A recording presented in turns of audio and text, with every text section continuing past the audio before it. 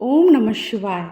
शिव भक्तों, आपका स्वागत है हमारे चैनल भक्ति कथा संग्रह में। आज हम आपके सामने प्रस्तुत करने जा रहे हैं श्री शिव महापुराण से शिव के सुंदर स्वरूप का दर्शन। ब्रह्मा जी बोले, हे नारद, तब मैंने तुम्हें और विष्णु जी को शिव जी के पास भेजा। तुम दोनों के द्वारा भांति भांति से शिव जी की स्तुति करने पर उन्होंने अपना अद्भुत और सुंदर रूप ग्रहण किया।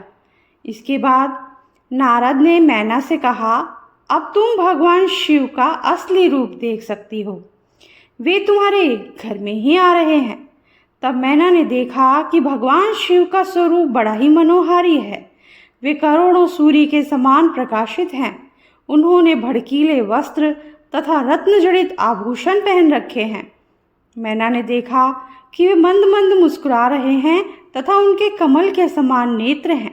वे श्वेत शरीर वाले नंदी पर सवार हैं। उनके मस्तक पर चंद्रमा विराजमान है। विष्णु आदि उनकी सेवा में संलग्न हैं। सिर पर सूर्य ने छत्र धारण कर रखा है और गंगा यमुना चंवर डुला रही हैं। विश्वावसु और अप्सराएं शिव के आगे गान कर रही हैं। मैना शिव जी का यह रूप देखकर बहुत खुश हुई और कहने लगी, हे मेरी पुत्री पार्वती, तुम धन्य हो, तुम्हारा तप धन्य है। फिर बोली, हे भगवान, मेरा अपराध क्षमा करना। मैंने आपकी भारी निंदा की थी। सभी पूर्ववासी महिलाओं ने भगवान शिव के दर्शन किए। अक्षत और चंदन से उनकी पूजा की गई। सभी महिलाएं अपने घरों के कार्यों को अधूरा छोड़कर उनके दर्शनों को आई। वे सब पार्वती के भाग्य की सराहना करने लगी कि पार्वती साक्षात भगवान की पत्नी बनने जा रही हैं। सभी ने शिव जी पर पुष्पों की वर्षा की। अगला है वर आगमन वर्णन। भगवान शंकर की बारात हिमाचल के घर के आगे पहुंच गई। मैना ने झट से घर के अंदर पहुंचकर आरती का थाल सजाकर अन्य स्त्रियों के साथ उनसे मिलने आई। भगवान शंकर की शोभा करोड़ों कामदेव के समान थी। वे सुंदर श्वेत वर्ण त्रिनेत्रधारी थे।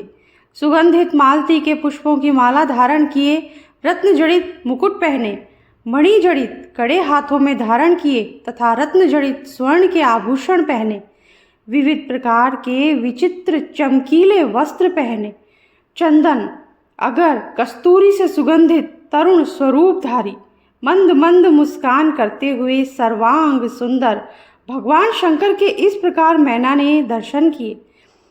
मैना की प्रसन्नता का कोई ठिकाना न रहा। मैना ने प्रेम पूर्वक उनकी आरती उतारी। उसके पश्चात पार्वती श्रृंगार से युक्त होकर कुल देवताओं का पूजन करने के लिए निकली। इधर हिमाचल ने भगवान शंकर का वेद की रीति के अनुसार उपवीत संस्कार कराया। फिर पार्वती को वैदिक रीति से स्नान कराया गया तथा शिवजी द्वारा प्रदान किए गए वस्त्रों और आभूषणों को पहनाया गया। इसके पश्चात कुल गुरु गर्भाचार्य ने हिमालय से कहा, हे पर्वतराज, लग्न का समय निकट है। अब भगवान शंकर को बुलाया जाए।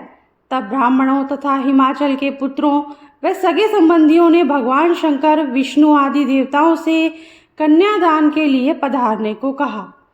तब सभी देवताओं के साथ भगवान शंकर नंदी पर सवार होकर हिमाचल के घर को चल पड़े। पार्वती की माता मैना स्वर्ण कलश लिए हिमाचल की बाईं ओर आकर बैठ गई।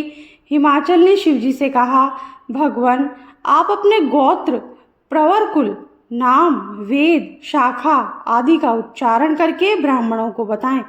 यह सुनकर नारद जी ने वीणा की झंकार करके हिमाचल से कहा, इनका कुल गोत्र आदि क्या पूछते हो?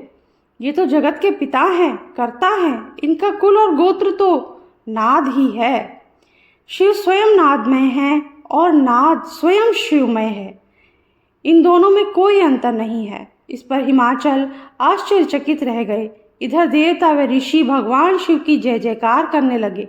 इसके पश्चात संकल्प पूर्वक हिमाचल बोले, हे समस्त संसार के ईश्वर भगवान शंकर, आपको मैं अपनी पुत्री का कन्यादान करता हूँ।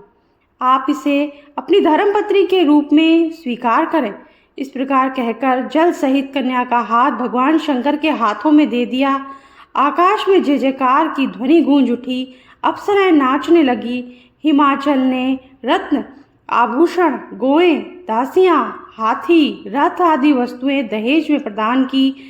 सब मुनिजन और देवता शिव पार्वती का अभिनंदन करने लगे। इसी के साथ ही ये छोटा सा वीडियो आज हम समाप्त करते हैं।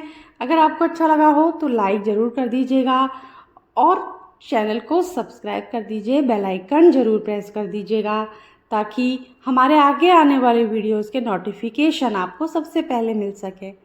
Thank you. जय शिव शंभू।